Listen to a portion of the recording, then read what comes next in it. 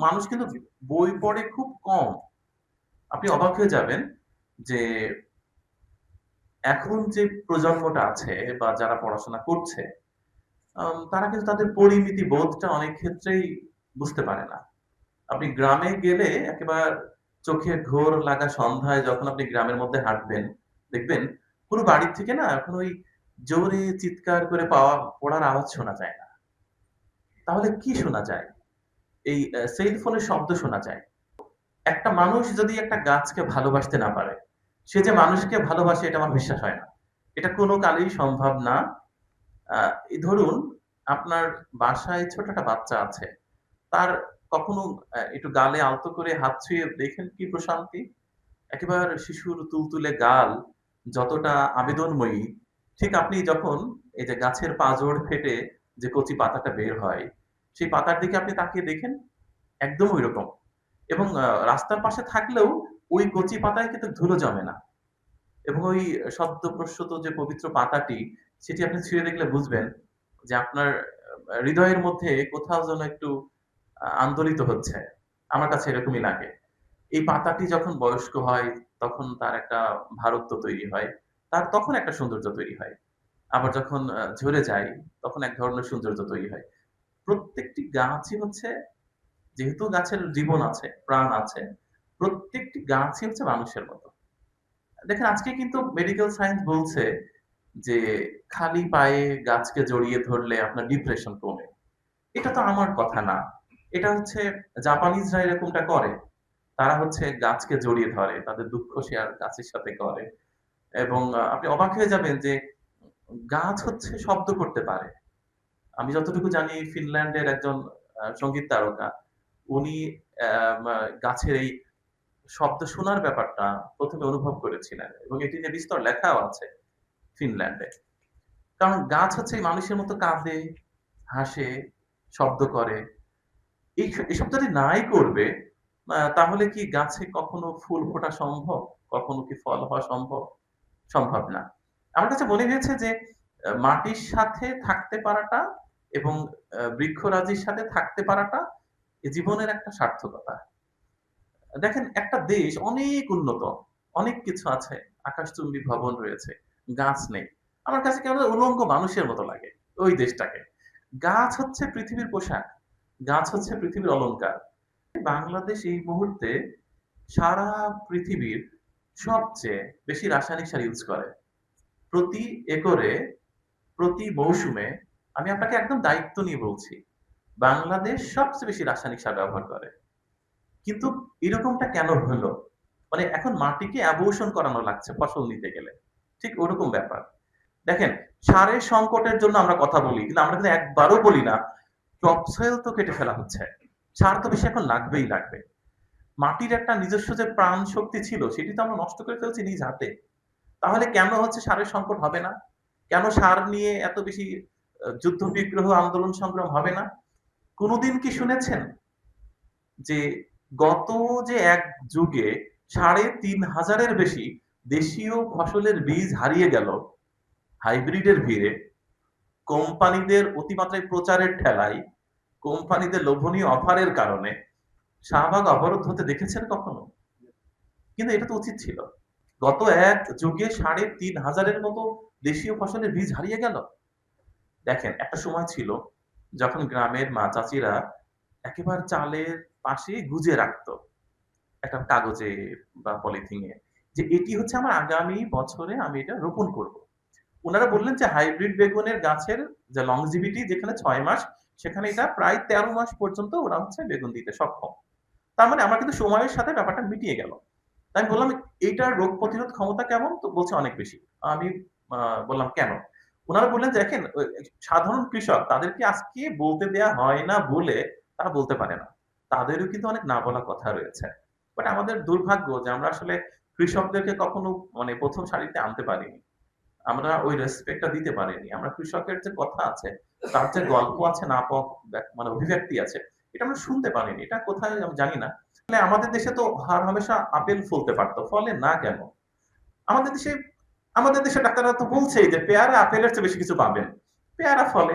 কারণ আপনার এই দেশের আবহাওয়া, এই দেশের মানুষের সাথে যে ফলটা যাবে, আল্লাহ হচ্ছে এই মাটিতে সেটাই দিয়ে রেখেছেন। আমি মাটির কথা দিয়ে কেন শুরু করলাম? কারণ মাটিই তো একটা জায়গা। এখন দেখেন এই যে টপ সেলটা সেল করা হচ্ছে, এটা নিয়ে কিন্তু কোনো মাথা ব্যাথা নেই, কোনো আন্দোলন নেই, কোনো সংগ্রাম নেই এবং কৃষকদেরকে বোঝানো হচ্ছে যে তুমি সার দিলেই তো হয়ে গেল। যেখানে ৫ কেজি সার লাগছিল সেখানে তুমি ১০ কেজি দাও। তাহলেই তো ফসলটা হয়ে গেল। যে জমিতে টপ সোইল কেটে ফেলা হয়েছে এরকম ২ টা জমির কম্পেয়ার করে একটা কনটেন্ট তৈরি করেছি আমরা। যে জমিতে টপ সোইল কেটে ফেলা হয়েছে ওই জমিতে এত সার দেয়া হয়েছে দুপুরে সাদা আস্তরণ পড়ে গেছে সারের। আর যেটাতে টপ সোইল কাটা হয়নি ওটা ঠিকঠাক আছে। এখন কৃষকদেরকে বোঝানো হয়েছে। কেউ না কেউ বুঝিয়েছে। পাহাড়েও আছে জোনাকি পোকা খুঁজে পাওয়া গেল না। এই যে জোনাকি পোকা নষ্ট হয়ে গেল, ফড়িংগুলো নষ্ট হয়ে গেল। দেখেন এখনকার যে শৈশব, এখনকার যে বাচ্চারা তাদেরকে কোনোদিনও বোঝানো যাবে না যে একটা লাল ফড়িং এর পেছনে ছুটতে, ছুটতে দুপুর গড়িয়ে বিকাল হয়ে যায়। একেবার ভরা সন্ধ্যায় বাড়ি ফিরলে মায়ের বকুনি শুনতে হয়।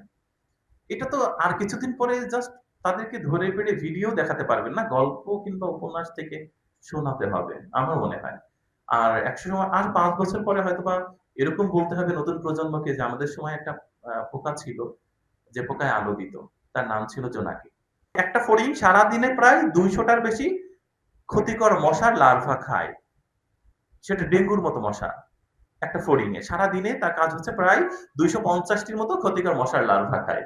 দেখেন এই যে ফড়িংটা আমরা যে হারিয়ে ফেললাম, কেন আমাদের ডেঙ্গু বাড়বে না? কেন মশার উপদ্রব বাড়বে না? মানে আমরা কি পুরো প্রকৃতির সাথে আমরা আমাদের বিরুদ্ধে যুদ্ধে ঠেলে দিয়েছি। একদম। প্রকৃতির উল্টো দিকে আমরা তার অপোজিটে। মূলত আমরা আসলে প্রকৃতিকেই ভালোবাসতে পারিনি। গাছ তো সেই দূরের ব্যাপার। কিন্তু আফসোসের জায়গা একটা যে আমরা আসলে এটুকু বুঝিই না যে গাছের প্রাণ আছে এবং তাকে মানুষের মতো করে ভালোবাসতে হয়। দেখেন আ যে কৃষক ১০ দিন অসুস্থ থাকে, সেই কৃষকের জমিতে গেলে বোঝা যায় যে এই কৃষক জমিতে আসে না। তার মানে ব্যাপারটা খুব সহজ যে আপনি যে প্লান্ট বা আপনি যে চারা গাছের জন্ম দিলেন, সেটা কিন্তু জাস্ট আপনার সন্তান তুল্যই। যদি আপনি তার ছোঁয়া না দেন, আপনার ঘাম এবং আপনার নিঃশ্বাসের গন্ধ যদি ওই গাছ টের না পায়, সেটি ফসল হোক কিংবা বৃক্ষ হোক, সেটি কখনোই ঠিকঠাক হবে না। মানে বোঝা যাচ্ছে যে একটা চারা গাছ হচ্ছে একটা শিশুর মতোই এবং তাকে শিশুর মতো করে ভালোবেসে আস্তে, আস্তে তৈরি করতে হয়। প্রকৃতিকে বাঁচানোর যে চেষ্টাটা, এই চেষ্টা কিন্তু দৃশ্যমান কিছুই না। দৃশ্যমান কোনো ব্যাপারই না। কারণ সবাই যেন মনে করছে যে মানে প্রকৃতি তো দরকার নেই ওইভাবে। মানুষ কতদিন একেকটা মানুষ যে ঠিকঠাক আসলে গাছের সাথে কথা বলে না, এটা সে নিজেও জানে না। গাছের সাথে কথা বলার তো ব্যাপার আছে। হ্যাঁ, আপনি বলবেন যে ভাই এত ফিলোসফিক্যাল চিন্তা দিয়ে কি আর দুনিয়া চলে? আর গাছের সাথে কি কথা বলার আছে? কিন্তু গাছের সাথে কথা বলার আছে তো। দেখুন জীবনানন্দ দাশকে আপনি দেখুন, সে হচ্ছে তার বাঁচার মতো করে বেঁচে গেছে। মানে এত চমৎকারভাবে সে তার কবিতায় এবং তার বর্ণনায় প্রকৃতিকে নিয়ে এসছে, মাটিকে নিয়ে এসছে। একটা গোবরে পোকাকেও কি দারুণ করে বর্ণনা করা যায়, সেটা জীবনানন্দ দাশ পড়লে বোঝা যায়। যে মানুষ একটা সুন্দর ফুলের গাছ কেটে ফেলতে পারে তার বাড়ি থেকে, সেই মানুষ যে ওই বাড়ির তার প্রিয়জনকে হত্যা করবে না, এর নিশ্চয়তা আমাকে দিতে পারবেন কেউ? কেউ পারবেন না। অনায়াসেই পারে। ওই কলিজা তার থাকে যে একটা সুন্দর ফুলের গাছকে, ফলের গাছকে কেটে ফেলতে পারে। আপনার সর্বোচ্চ কর্তা ব্যক্তি থেকে শুরু করে একদম রাস্তার ভিখারি পর্যন্ত সবারই প্ল্যান থাকতে হবে যে আমি হচ্ছে এই প্রকৃতির মধ্যে বুক ভরে নিঃশ্বাস নিয়ে বাঁচবো। প্রকৃতিটা আমার ভালোর জন্য। আমি এটাকে প্রাণ ভরে দেখব। এইটা যদি না এই ফিলিংসটা যদি না থাকে তাহলে আপনি প্রকৃতির প্রতি আপনাকে ভালোবাসা বোধ আমি যতই কথা বলি, যেই যা বলুক কোন লাভ হবে না। তাল গাছ কমছে তো কমছেই ক্রমান্বয়ে, খেজুর গাছগুলো কমছে, যার কারণে বাবুই পাখির সংখ্যাও কমছে। কিন্তু আপনি বলবেন বাবুই পাখির কাজটা কি? মানে একে টিকিয়ে রাখতে হবে কেন? আমি আশা করছি যে এই ব্যাপারে হয়তোবা আরো বেশি আলোচনা হবে। আর আমার মনে হয় যে বন ধ্বংসের যে পায়তারা চলছে আমি জানি না বনের মধ্যে কি শান্তি। সবাই কেন যেন ১ম তার ছোবলটা বনের উপরেই দেয়। হয়তোবা ওর মধ্যে লুকায়িত অনেক গুপ্তধন আছে। এ কারণে হয়তোবা সবাই বনের প্রতি এত বেশি আকৃষ্ট। তবে যেভাবে কমতে শুরু করছে এবং প্রতি বছর যেভাবে তাপমাত্রা বাড়ছে, সম্ভবত সামনের দিনগুলো খুবই বাজে এবং খুবই খারাপ। ঢাকা শহর যেভাবে বৃক্ষশূন্য হচ্ছে, এই ঢাকা শহর আমি জানি না ভবিষ্যতে কোনো একদিন জাদুঘরে রূপান্তরিত হবে কিনা। যে একটা নগরী ছিল, আনপ্ল্যান্ড সিটি ছিল, সেটা ধ্বংস হয়ে গেছে, চলো সবাই দেখতে যাই। এরকমও হইতে পারে কোন একদিন। আমার তাই মনে হয়। ভয় করে, ভীষণ ভয় করে।